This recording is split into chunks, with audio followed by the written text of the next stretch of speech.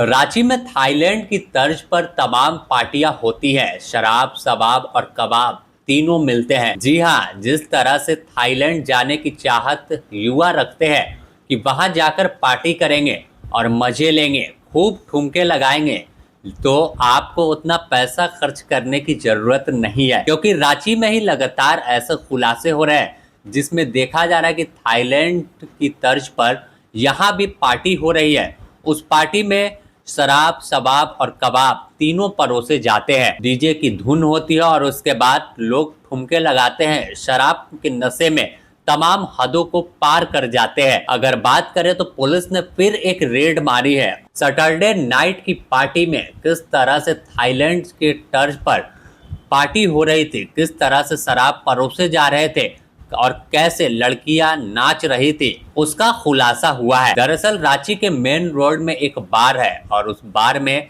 रात 1 बजे पार्टी हो रही थी। यह पार्टी कोई आम पार्टी नहीं थी, जिस तरह से दूसरे देशों में थाईलैंड का खासकर जिक्र कर रहे हैं, क्योंकि वहां पर यह सब आम बात है।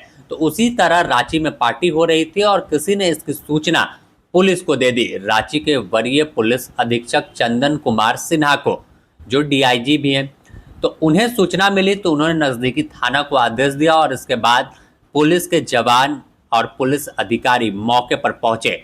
बार के अंदर गए तो माहौल देखकर वह भी शर्मा गए कि कैसे झारखंड में और रांची में लड़कियां बेसुध होकर डांस कर रही हैं और कैसी हालत में वह हैं। जिसके बाद पहले तो डीजे को बंद करवाया।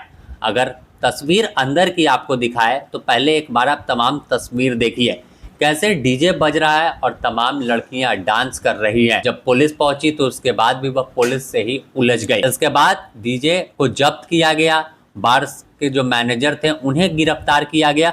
इसके अलावा तमाम जो लड़के लड़कियां थे उनके अभिभावक को फोन कर जानकारी दी गई और उसके बाद सभी को घर पहुंचवाया गया। इसके अलावा अगर देखें तो कुछ दिन पहले ही रांची में कई रेड हुई थी। कई होटलों में कैसे जिस्म फरोशी का धंधा चल रहा था और कई लड़कियां गिरफ्तार हुई थी। इसमें भी कनेक्शन आया था सामने कि कई बांग्लादेश की थी, तो कई दूसरे देशों की थी, तो कई बंगाल और अन्य बड़े शहरों की थी, जो यहाँ पर हर तरह की सेवा उपलब्ध कराती थी। कई स्पा सेंटर में भी इस तरह के जिस्म फरोशी का धंधा चल रहा था। तो इससे सीधे तौर पर कंपेयर करें तो झारखंड का राजधानी रांची अब पुराना वाला नहीं रहा। यहाँ पर थाईलैंड की तर्ज पर पार्टी होती है, थाईलैंड की तर्ज पर लड़कियाँ मिलती हैं। उतना तो छोड़िए, अगर आप ऑनलाइन भी लड़की की सप्लाई चाहते हैं तो आपको दलाल जो होते हैं, जो वो आपको घर तक मुहैया कराते हैं।